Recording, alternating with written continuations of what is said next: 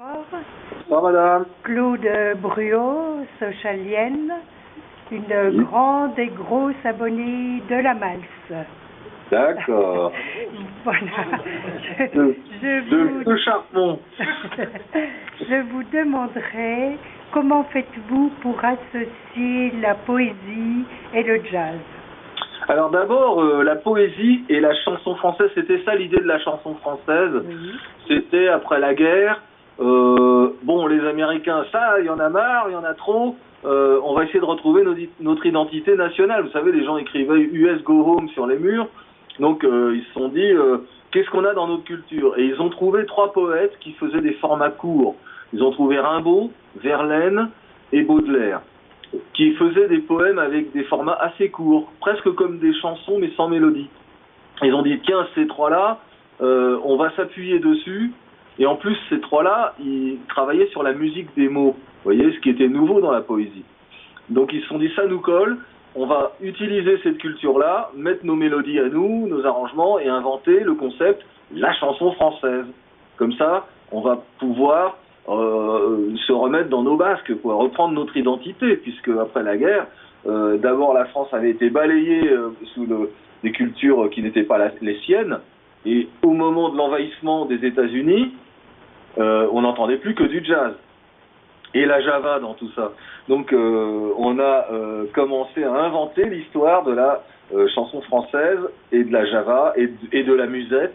Mais le jazz était déjà là. Le jazz, c'est très intéressant, le jazz. Donc qu'est-ce qui s'est passé? On a fini par mélanger le jazz et la chanson française, le jazz et la java, alors qu'au début, ils se faisaient la guerre. Hein. Oui. Voilà. Au début, si vous voulez, l'influence américaine était énorme et les gens n'étaient pas trop d'accord avec l'arrivée des mass médias, des industries du disque, et on vendait des millions de disques à des gens. Et puis petit à petit, les gens se sont faits à la culture américaine. Aujourd'hui, ils disent plus rien, ils continuent d'écouter de la musique anglo-saxonne. N'empêche que grâce aux compositeurs de musique française, de chansons françaises, on a quand même Brel, Brassens, Claude Nougaro, Gainsbourg, on a quand même des gens qui ont voulu mettre en valeur la poésie et leur propre création poétique, hein, pas uniquement Baudelaire, Verlaine, Rimbaud. Eux, c'était les inspirateurs, si vous voulez. D'accord. Ils se sont inspirés de 3 poètes pour créer leur propre monde poétique et musical. Et le jazz a beaucoup influencé la chanson française, donc. C'est ce que je vais raconter, justement. Je vous remercie de la question, de la réponse. Merci. Histoire,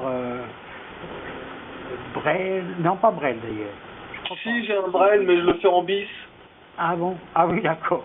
Et j'ai pas de Brassens sur ce coup-là. Voilà, c'était simplement cette question, pourquoi pas Brassens, quoi?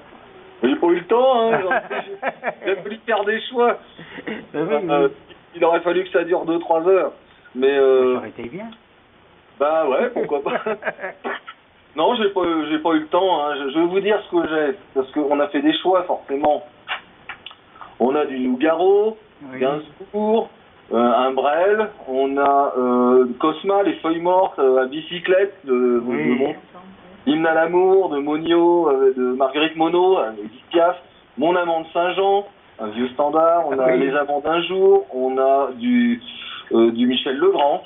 Ah oui, Michel Legrand. Et on aurait pu continuer comme ça des heures, parce qu'il y en a, si vous voulez, je vais vous dire, la chanson française, c'est Aznavour, Barbara, Beko, Brassens, Jacques Brel, Jean Ferrat, Léo Ferré, Serge Gainsbourg, Juliette Gréco, Yves Montand, Claude Nougaro, Edith Piaf, Serge Reggiani, Renaud, Charles Trenet, et j'en oublie. Oui, bien sûr, bien sûr. On en a tellement qu'il faudrait une semaine, quoi.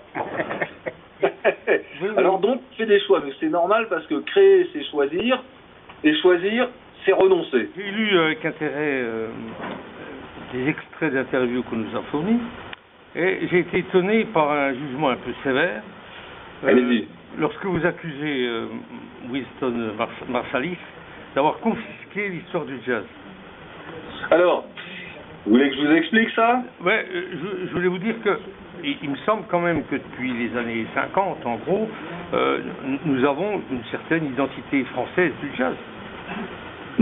Ça, alors moi, je suis pas très client de cette idée-là parce que je crois que la musique n'a pas de frontières. Et justement, les débuts de Wynton Marsalis était assez... il revendiquait le fait que seuls les Noirs étaient capables de jouer du jazz. Et je suis pas d'accord avec ça. Ils ont tout de même incorporé peu à peu des Blancs. Un peu. Mais quand vous allez à New York et que vous voulez, par exemple, faire le bœuf avec des musiciens du groupe Marsalis, ils vous empêchent de monter sur scène. C'est que les Noirs. Donc ils refont à l'envers une exclusion, et je suis pas d'accord parce que je pense que l'art est universel. L'art ne dépend pas d'une communauté, parce qu'on parle pas de race, hein, ça n'existe pas les races. Il n'y a qu'une seule race humaine. Mais le jazz ne dépend pas d'une communauté parce que c'est un art universel. Donc un Indonésien peut jouer du jazz. Vous voyez ce que je veux dire? Mais en joue-t-il? Oui, je connais d'excellents jazzmen indonésiens. J'ai fait 2 tournées là-bas. Ben voilà, ça c'est c'est très bon. intéressant. C'est très bon. Et les Français, les Norvégiens, les Sud-Africains jouent du jazz. C'est un art universel. Donc confisquer cet art au profit d'une communauté noire américaine, c'est pas une bonne chose. Parce que du coup, ça devient un art ethnique, vous voyez? Oui, mais alors vous attaquez un petit peu aussi les organisateurs de festivals de jazz en France. Parce que... Je sais pas, moi, j'attaque personne. Non, j'exagère dans mes termes. Mais je veux dire par là que si on prend les programmes des festivals en France, Marciac, Juan Lépin, ce sont quand même tout ce qu'on peut appeler les grandes pointures américaines. Hein. Ce sont elles qui amènent le public.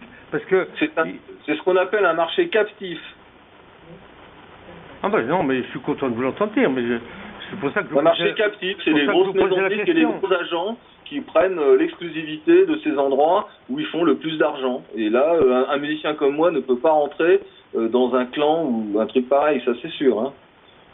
Non, parce que ce qui me gêne maintenant, moi j'aime bien le jazz, ce qui me gêne maintenant, c'est que quand on va voir des formations françaises ou allemandes, en France, le public devient de plus en plus réduit. C'est ça le problème.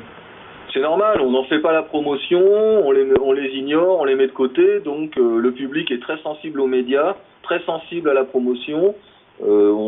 Aujourd'hui, si vous travaillez pas la question, le public n'est pas informé et ne vient pas. Ah oui, je suis d'accord avec vous.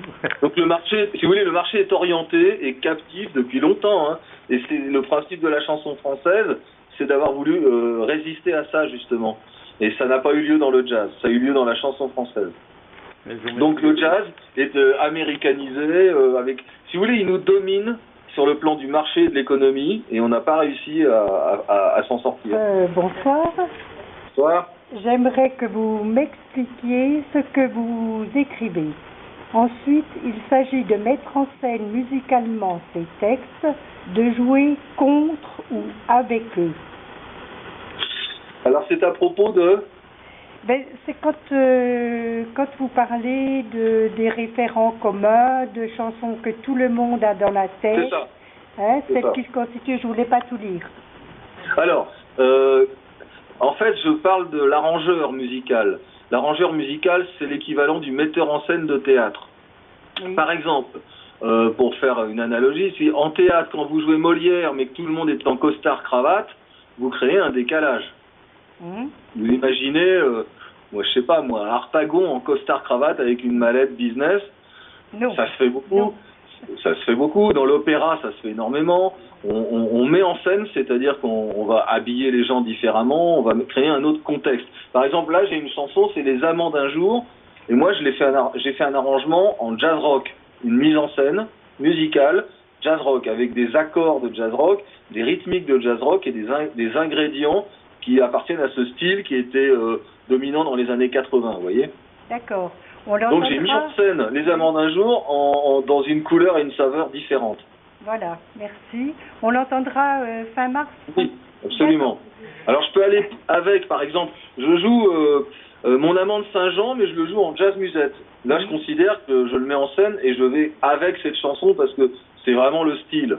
C'est le style, donc, oui, tout à fait. Là, je suis complètement avec ça. Mais quand je fais Les Amants d'un jour en jazz rock, là, je vais jouer le contre, je vais opposer deux mondes. Et je vais les faire fonctionner en même temps pour montrer justement une autre perspective.